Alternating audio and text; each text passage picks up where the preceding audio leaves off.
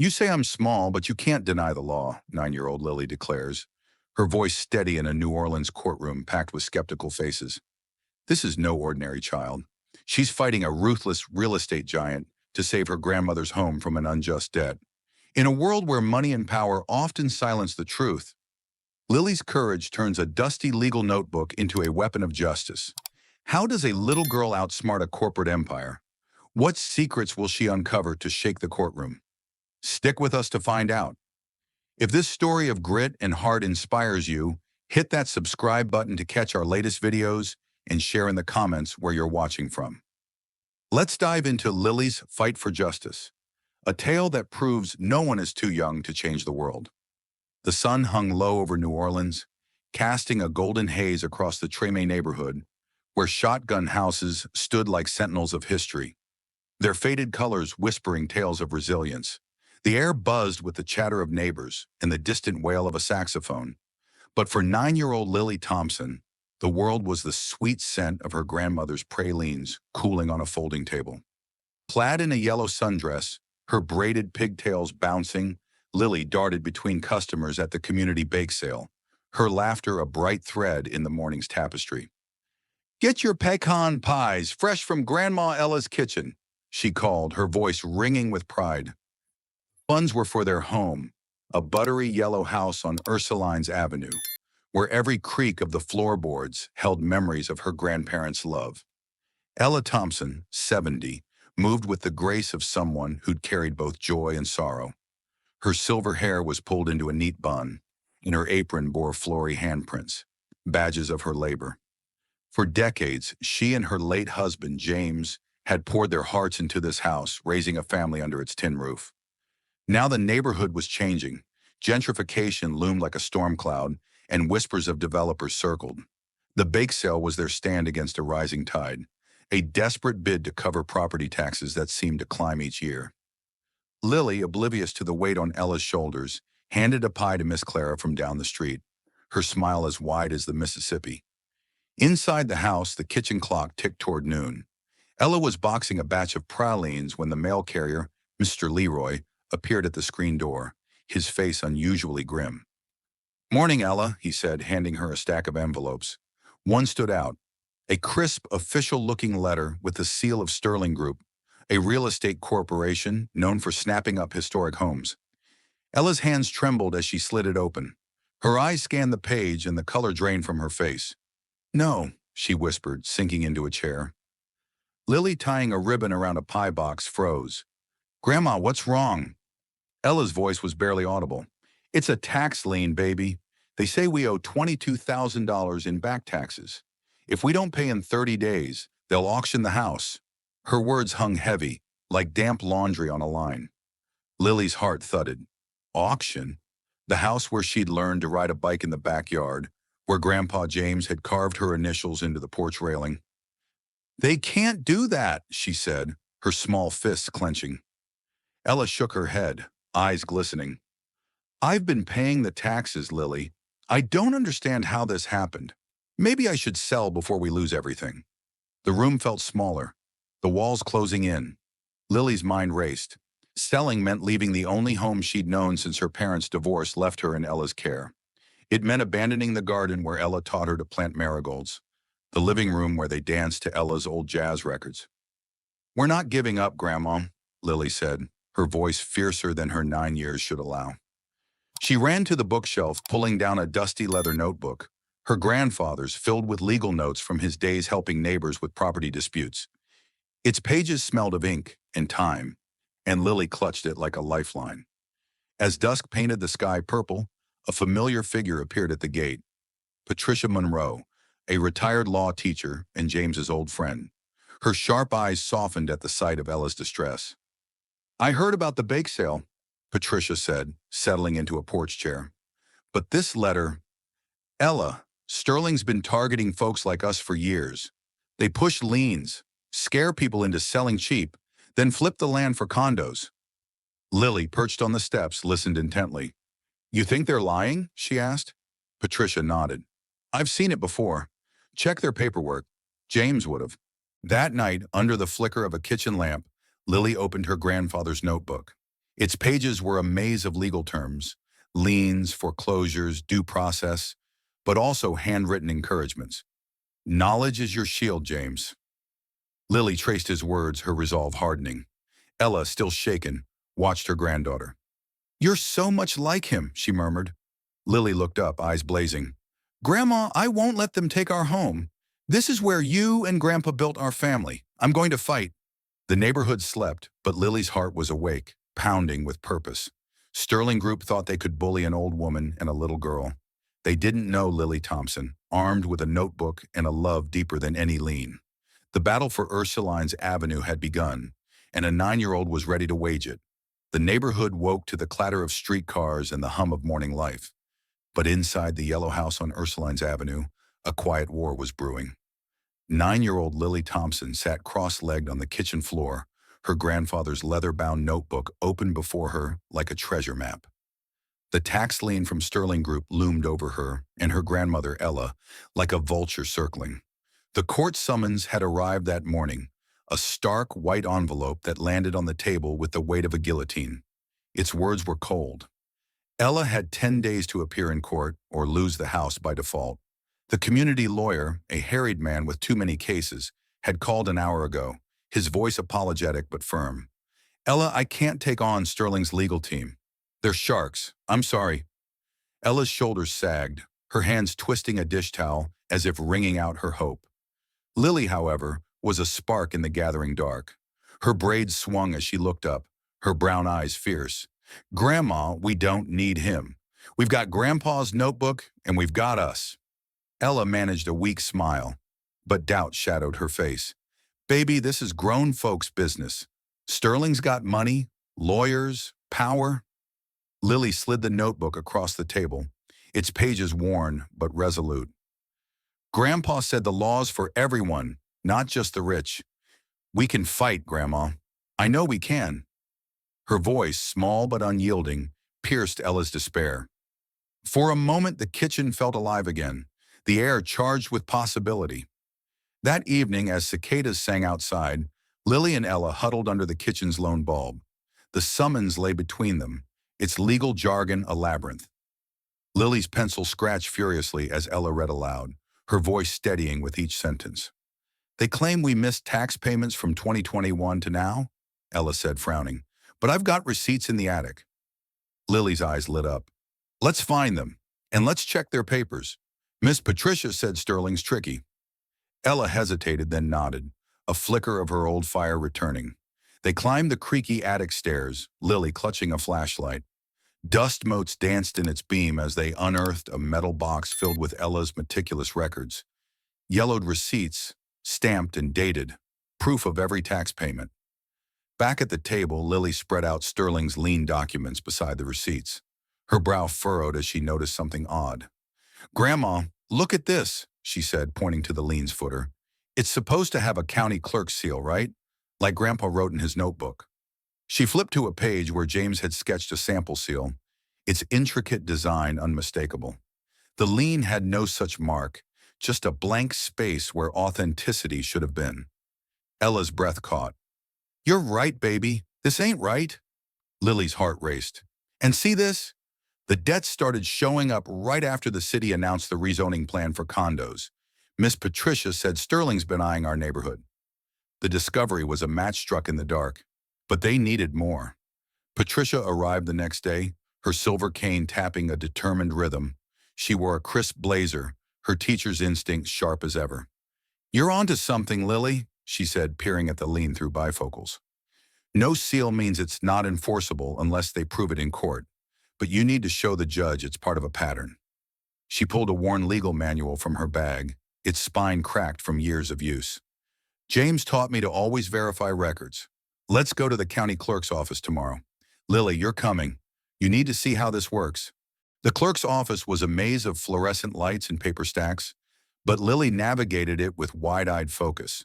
Patricia showed her how to request public records, her voice low but firm. "Ask for tax lien filings from the last 2 years. Look for Sterling's name." The clerk, a tired woman with a kind smile, handed over a thick folder.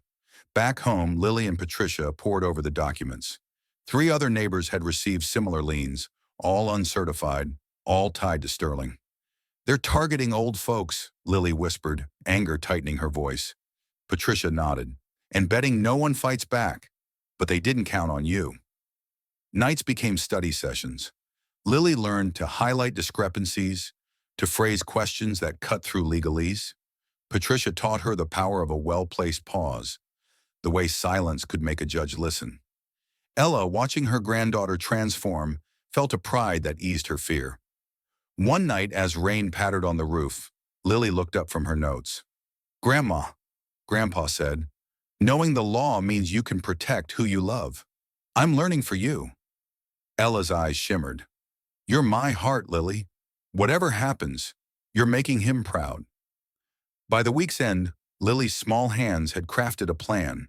They'd challenge the lien's validity, present Ella's receipts, and expose Sterling's pattern. The courtroom loomed, a battlefield of suits and gavels. But Lily was no longer just a girl. She was a spark becoming a flame, fueled by love and a notebook's wisdom.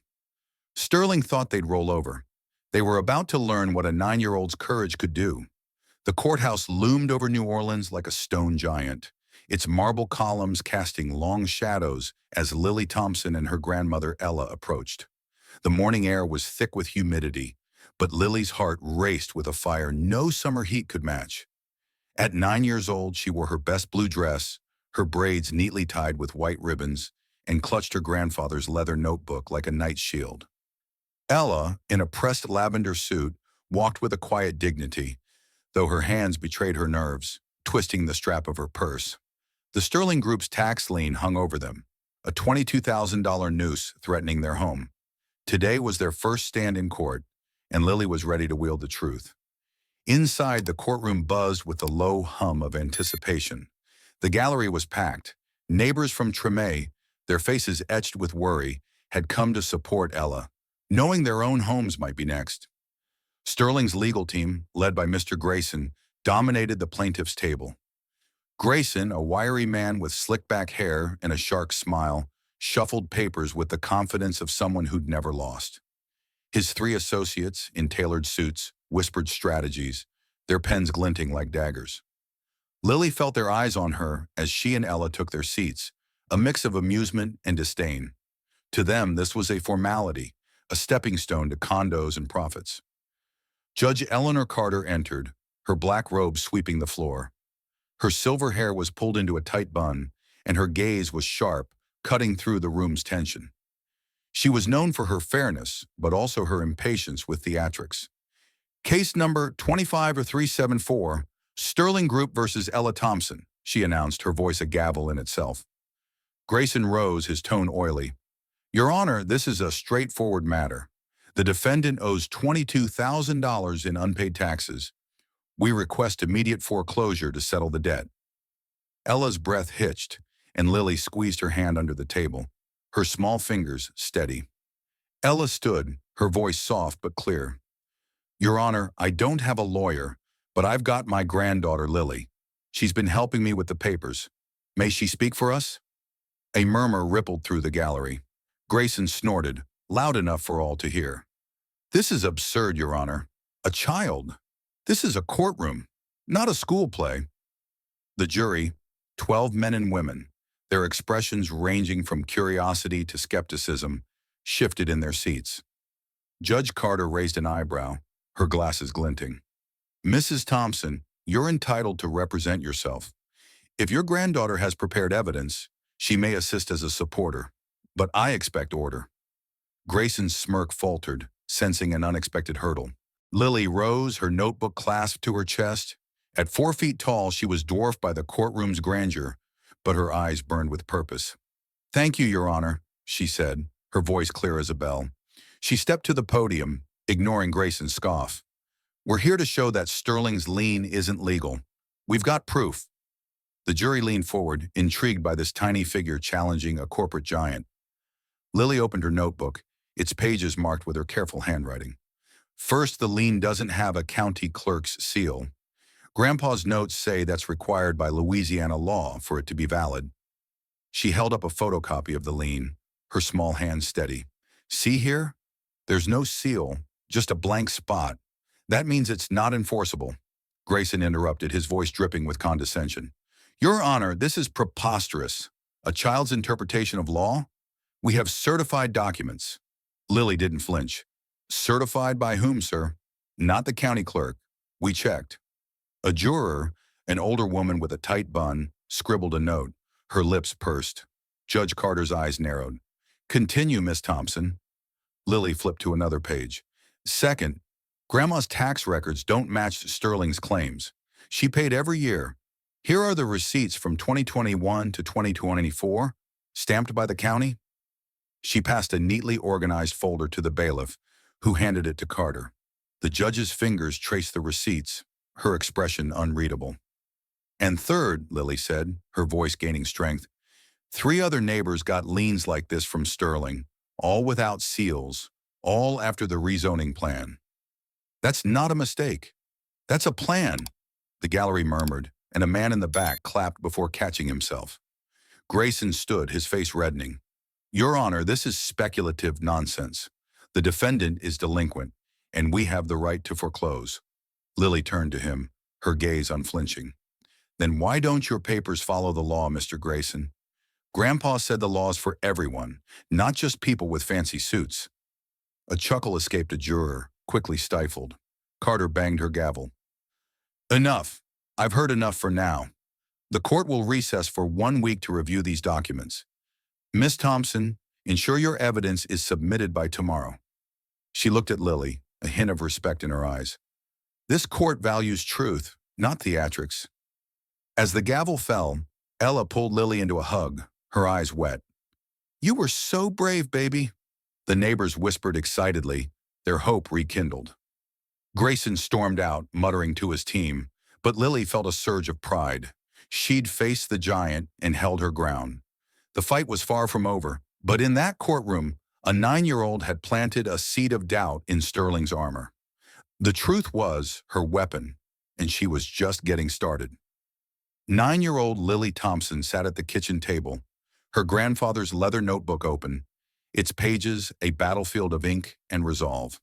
The courthouse victory a week ago, exposing the missing seal on Sterling Group's tax lien, had bought them time, but the war for their home was far from won. The next hearing loomed, and Lily knew Sterling's lawyers would come armed with sharper lies. Ella, her grandmother, polished a tray of pralines, her hands steady but her eyes distant, haunted by the thought of losing their sanctuary. A knock at the door broke the quiet. Lily peeked through the screen and saw a man in a faded cap, his shoulders hunched as if carrying a secret. Grandma, it's a stranger, she whispered. Ella opened the door, her face cautious. Can I help you? The man glanced nervously down the street. I'm Tom, used to work for Sterling. I got something for you.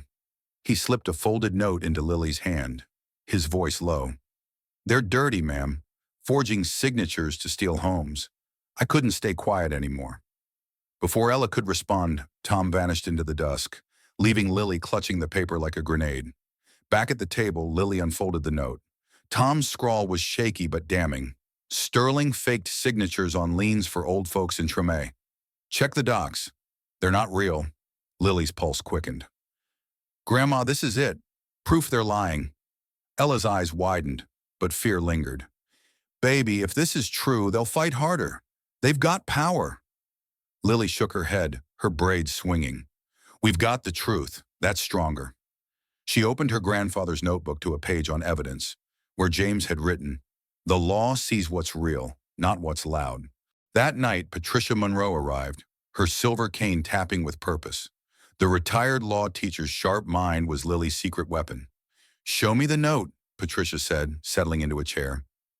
Lily handed it over, then pulled out a folder of Ella's old bank statements and a family Bible where Ella had tucked signed letters. Tom said they faked signatures. I want to compare them to Grandma's real ones. Patricia's lips curved into a rare smile. You're thinking like a lawyer, Lily. Let's do this right. Under the kitchen lamp, Lily laid out Sterling's lien documents beside Ella's authentic signatures. The difference was stark. Ella's real signature flowed with soft, looping curves, like a dancer's grace, while the lion's was harsh, angular, pressed too hard into the paper. Look, Grandma, Lily said, pointing. It's not you. Someone else signed this. Ella touched the Bible's letters, her voice trembling. That's my hand, all right. But not that lie. Patricia nodded. This is forgery, plain and simple. But in court, you need to present it like a story. Clear, undeniable. Patricia became Lily's drill sergeant. In the living room, with Ella watching, she coached Lily to stand tall, to project her voice. When Grayson interrupts, and he will, pause, look at the jury, and keep going, Patricia said. Lily practiced, her small frame growing larger with each rehearsal. They'll call me a kid, she said, frowning. Patricia's eyes gleamed. Let them, then hit them with evidence they can't ignore. They crafted a presentation, the forged signature comparison, Tom's note, and a timeline linking Sterling's liens to the rezoning plan. Lily memorized every word, her voice steadying with each run-through. The night before the hearing, a thunderstorm rattled the windows. Ella sat with Lily on the porch, the air heavy with rain and unspoken fears. Lily, you're doing so much, Ella said, her hand warm on Lily's. If we lose, I need you to know I'm proud. Lily leaned into her grandmother, her voice fierce. We won't lose, Grandma. I'm fighting for you, for Grandpa, for our home. Ella kissed her forehead, tears mingling with the rain. You're my miracle, baby. By morning, Lily was ready, her notebook heavier with new evidence. At the courthouse, Grayson's team whispered smugly, their briefcases stuffed with counter-arguments. As Lily and Ella entered, a juror from the last hearing, a man with wire-rimmed glasses, gave Lily a small nod, a sign she'd earned respect. Judge Carter called the session to order, her gaze sweeping the room. Grayson stood, his voice smooth. Your Honor, the defendant's claims are baseless. Our lien is valid, and we demand foreclosure. Lily rose, her heart pounding, but her eyes clear. Grayson smirked. Back for more, little girl? Lily met his gaze, her voice cutting through the room. You say I'm small, but you can't deny the law. The jury sat up, electrified. She held up the forged lien, her words ablade. This signature isn't my grandma's, and we can prove it. The courtroom hushed, every eye on the 9-year-old who'd just thrown down a gauntlet. Sterling's lies were unraveling, and Lily was the one pulling the thread. The neighborhood's residents gathered outside the courthouse, their murmurs a low hum against the clatter of streetcars. Inside, 9-year-old Lily Thompson stood at the defendant's table, her blue dress a beacon of defiance. Her grandfather's leather notebook lay open, its pages a testament to her relentless preparation. Beside her, Ella Thompson, her grandmother, sat with a quiet strength, her lavender suit pressed but her eyes brimming with both fear and pride. The Sterling Group's $22,000 tax lien threatened to steal their yellow house on Ursulines Avenue. But Lily had uncovered their forgery, a lifeline woven from truth. Today, in this packed courtroom, she would wield it like a sword. The gallery overflowed with neighbors, their faces a mosaic of resolve and anxiety. They'd seen Sterling's shadow creep across Tremé, snatching homes with predatory precision. Judge Eleanor Carter entered, her black robes slicing through the room's buzz. Her sharp gaze settled on the plaintiff's table, where Mr. Grayson, Sterling's lead lawyer, adjusted his tie with a practiced smirk. His team, a trio of stone-faced associates, radiated confidence, their briefcases stuffed with polished rebuttals. They'd come to bury Ella's case in legal quicksand, but they hadn't reckoned with Lily's fire. Case 25374, Sterling Group versus Ella Thompson, Carter announced, her voice a clarion call. Grayson rose, his tone slick as oil. Your Honor, the defendant's claims are a distraction. Our lien is enforceable, and we demand foreclosure to recover the debt. His words were a gauntlet, but Lily was ready. Ella stood, her voice steady. Your Honor, my granddaughter Lily has our evidence. May she present it? Grayson's laugh was sharp, a blade meant to cut. This farce continues? A child's fairy tale won't save you. The jury, 12 faces, some skeptical, others intrigued, shifted, their eyes flicking to Lily. Carter's lips tightened. Miss Thompson may proceed. I expect evidence, not games. Lily stepped to the podium, her small frame dwarfed by the courtroom's grandeur, but her presence electric. She opened her notebook, its pages marked with her careful script. Your Honor, Sterling's lien is a lie, and we can prove it. She held up a laminated chart, her hand steady. This compares Grandma's real signature, from her bank records and our family Bible, to the one on Sterling's lien. The real one is soft, like her handwriting on my birthday cards. The lien is hard, pressed too deep. It's forged. The jury leaned forward, a woman in a red scarf jotting notes. Grayson scoffed. Amateur theatrics. Signatures vary. Lily's eyes locked on him, unyielding. Not like this, sir. I studied Grandpa's notes on forgery. A real signature has flow. This one's a fake, and you know it. A murmur rippled through the gallery. Carter raised a hand for silence. Continue, Miss Thompson. Lily nodded, pulling out a second document. Next, Sterling's lien claims Grandma owed taxes since 2021. But here's her payment record. Every year, stamped by the county clerk. She passed a folder to the bailiff, who handed it to Carter. The judge's fingers traced the receipts, her brow furrowing. Then there's this, Lily said, her voice rising. She held up a photocopy of the lien. It's missing the county clerk's seal, which Louisiana law requires. We checked with the clerk's office. Sterling never filed it properly. It's not just invalid, it's illegal. The gallery buzzed and a juror, an older man with a gray beard, nodded slowly. Grayson stood, his face flushed. Your Honor, this child has no legal standing to make these claims. Carter's gaze was steel. Truth has standing here, Mr. Grayson. Sit down. Lily took a breath, her heart pounding but her resolve ironclad. There's more. A man named Tom, who used to work for Sterling, gave us this. She held up his handwritten note, her voice steady. He says Sterling forged signatures to steal homes across Tremé. We found 3 other neighbors with liens just like ours. All fake, all from Sterling, all after the rezoning plan. They're not collecting debts, they're stealing our neighborhood. The gallery erupted in gasps, neighbors clutching each other's hands. A woman in the back whispered, That's my aunt's house. Grayson leapt to his feet, his voice shrill. This is slander. That note's inadmissible, unverified, hearsay. Lily turned to him, her eyes blazing. Then why don't you verify it, sir? Why didn't you check the signatures, the seals, the records? Because you thought nobody would fight back. The jury's faces hardened, their skepticism shifting to Sterling. Carter banged her gavel. Order! Miss Thompson, do you have anything else? Lily nodded, her voice softening but piercing. Just this. Grandma's lived in our house for 40 years. She raised me there, taught me to plant marigolds, to love our home. Sterling wants to take that for the condos, but the law says they can't, not if we tell the truth. The room fell silent, the weight of Lily's words settling like dust after a storm. Carter leaned forward, her expression unreadable, but her eyes alive with something new. Respect. Mr. Grayson, your response? Grayson stammered, his polish cracking. We stand by our documentation. The defendant is delinquent. Carter's voice was ice. Your documentation appears fraudulent. I'm voiding the lien for lack of certification and suspected forgery. The gallery gasped. Further, I'm referring Sterling Group to the district attorney for investigation into systemic fraud. The courtroom exploded in cheers.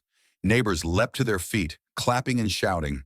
Ella pulled Lily into a fierce embrace, tears streaming down her face. You did it, baby! You saved us! Lily buried her face in Ella's shoulder, her own eyes wet, but her smile radiant. Grayson slumped in his chair, his team frozen, their arrogance shattered. The jury applauded, the woman in the red scarf wiping her eyes. Carter banged her gavel, but a rare smile tugged at her lips. Court is adjourned. As Lily and Ella stepped into the sunlight, Tremé's residents swarmed them, their voices a chorus of gratitude. You gave us hope, Lily, called Miss Clara, her arms wide. Lily clutched her notebook, her heart soaring. She'd faced a giant and won, not with size but with truth. The fight wasn't over. Sterling's schemes ran deep. But today, a 9-year-old had lit a beacon for her neighborhood. The yellow house stood safe, and Lily knew. No lie could outrun her love. A week after Lily Thompson's courtroom triumph, Ursulines Avenue hosted a block party that spilled across sidewalks, the air thick with the sizzle of gumbo, and the wail of a brass band. Children danced under strings of fairy lights, while elders swapped stories on stoops, their laughter a defiant hymn. The yellow house, safe from Sterling Group's grasp, stood at the heart of it all, its porch adorned with marigolds Lily had planted with her grandmother, Ella. At 9 years old, Lily had not only saved their home, but ignited a spark that now warmed an entire community. Lily, in a bright green dress, darted through the crowd, her braids bouncing as she handed out pralines. Her grandfather's leather notebook, now a talisman of victory, rested on the porch swing. Ella, radiant in a white blouse, greeted neighbors with hugs, her silver hair glowing under the evening sun. The weight of the past months had lifted, replaced by a quiet pride. "This is for all of us," she said to Miss Clara, who raised a glass of sweet tea in salute. But the celebration was more than a party. It was a reckoning. Sterling's fraudulent liens had unraveled, and news trucks lined the street, their cameras capturing Tremé's defiance. Patricia Monroe, the retired law teacher who'd mentored Lily, arrived with a stack of flyers. Her silver cane gleamed as she handed one to Lily. "Read it, child," she said, her eyes twinkling. The flyer announced the Notebook Project, a workshop to teach Tremé's kids and elders their legal rights. "You inspired this, Lily," Patricia said. "Your grandpa's notebook isn't just yours now, it's theirs."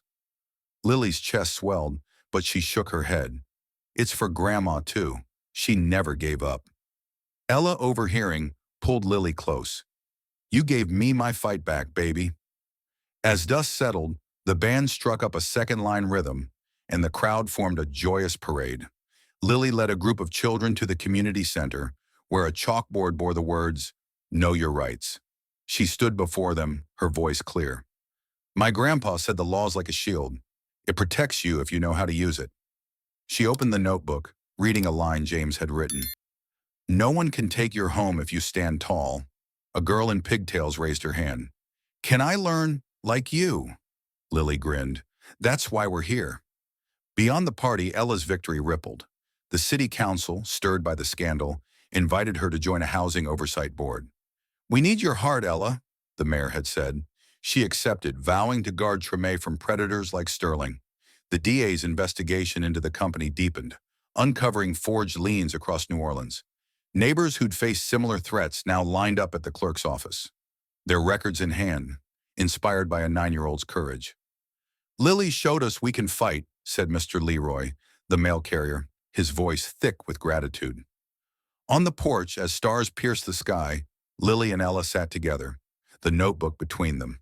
The crowd's cheers faded to a soft hum, and Ella's hand found Lily's. "You changed everything, baby," she said, her eyes shining. "This house, this street, it's still ours because of you." Lily traced the notebook's worn cover. "I just wanted you to be happy, Grandma, and for nobody to feel scared." Ella smiled, her voice a whisper. "You gave us more than that. You gave us hope." The block party wound down, but its spirit lingered. The Notebook Project grew, with Patricia and Lily teaching weekly classes. Kids scribbled their notes, dreaming of shields like Lily's. Tremé stood taller, its roots deeper, its people unbound by fear. Lily, still a child who loved hopscotch and jazz, carried a wisdom beyond her years. She'd learned that love, armed with knowledge, could move mountains. The yellow house glowed under the moon, a beacon of what was possible when a girl refused to yield. As the music fades and the lights dim on Tremé's triumphant night, Lily's story leaves us with a powerful truth. Courage, no matter how small it seems, can change the world. Thank you for joining us in this journey of love, justice, and unbreakable spirit. We'd love to hear your thoughts. Have you ever fought for something you believed in or been inspired by someone's stand? Share your stories in the comments below. Your voice matters. Until we meet again, keep your heart bold and your truth ready. See you soon.